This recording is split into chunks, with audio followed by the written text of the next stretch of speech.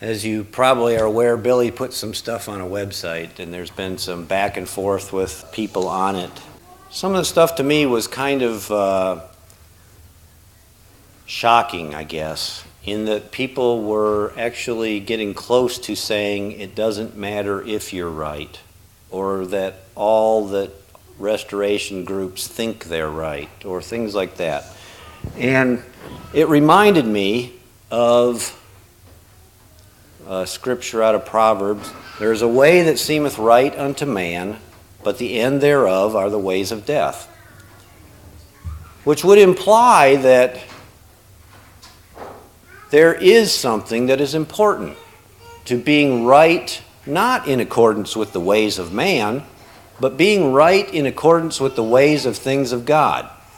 His ways, not our ways. Because if you're going to be right according to the ways of man, the end thereof is death. Not a good place. Not the right place to be. Not how you obtain a hope of salvation.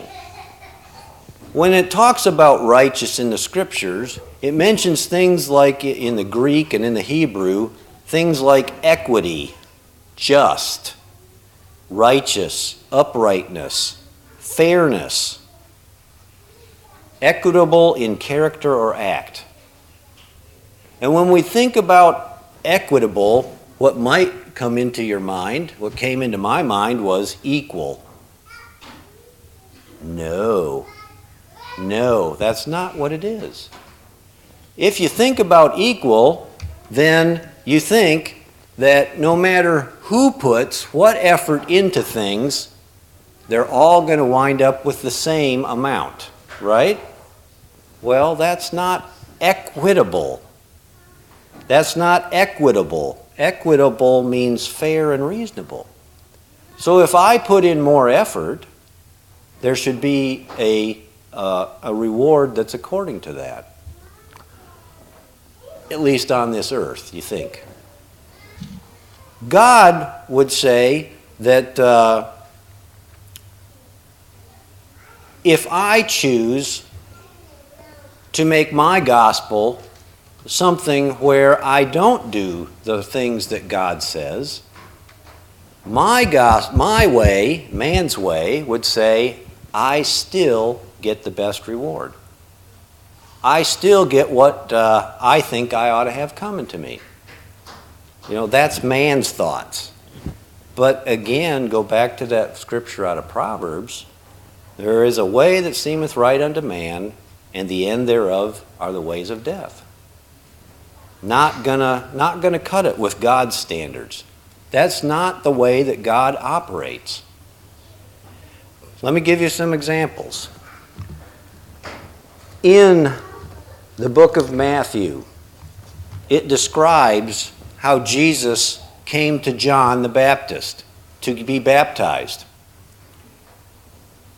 John, knowing who Jesus is, coming to him, says, wait a minute here. I need to be baptized by you.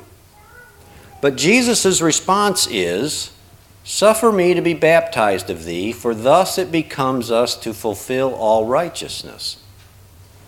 So then he suffered him. Then John went through with the act and baptized Jesus. And when it talks about baptism in the Scriptures, the way you look at that up in the Greek, baptism means to be immersed. It doesn't mean that we can be sprinkled or have some water poured on our head or choose not to be baptized at all. It also doesn't mean that anybody can do the baptism. Jesus went to John the Baptist for a reason. God had sent John.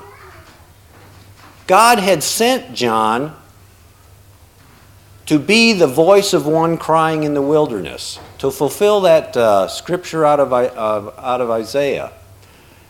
God had given John authority, and Jesus recognized that authority. And so when Jesus came to John, there were two things that were right about what he did. Two things, many things. Let's talk about 100 things he did right. Because in the end, it says that when Jesus came up out of the water, it says the Spirit of God came down like a dove and rested upon him, and lo, he heard a voice. John heard the voice, Jesus heard the voice saying, "This is my beloved Son, in whom I am well pleased. Hear ye him." So God would be pleased with any of us that did it according to the same pattern as well. There was a baptism by immersion, there was a baptism by one having authority, and God was pleased with that, meaning it was right. It was good according to God's standard, not according to man's standard. Man would say, I can be sprinkled. I don't have to be baptized at all. It doesn't matter who baptizes me. That's not right according to the Scriptures. So it does make a difference. They tried to renegotiate the contract, if you will. And with God, that doesn't work. He says, this is the way. This is what's right. This is what's important. And for us to try to change His ways, to try to get in another way, Jesus said, what did He say about that? You try to get in another way, you're a thief and a robber. That doesn't work for Him. And it doesn't work for God either. Being right according to the gospel is important. Not that we get puffed up about it or prideful about it or that type of thing, but it is important that we consider the commandments of God as He gave them, and that we work according to His standard and His pattern and not try to change it. That's what's important. It does make a difference. It will make a difference to you and your salvation on how well you look at that, how important that is to you. And for you and I, it's been important. And we've looked at the Scriptures and searched them and tried to find the truth, and God has granted it. He's allowed us to change things that we don't, have things that Jesus said, judge not according to your traditions, but judge righteous judgment. We've looked at the things in the Scriptures and we have said, God, help us. And He has. And He has allowed us to understand things that are right. We don't have to cling to those traditions. We can be free of them.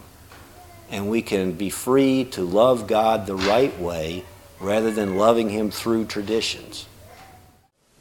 Thank you for letting us share this message with you, a message dedicated to the truth found in the gospel of Jesus Christ. We have other messages available on YouTube and at our website. Check back with us often as we add more messages. Remember, truth is essential to your salvation. There is a way that seemeth right unto man, but the end thereof is death. Seek the truth. Be sure to understand why you believe what you believe. Thank you.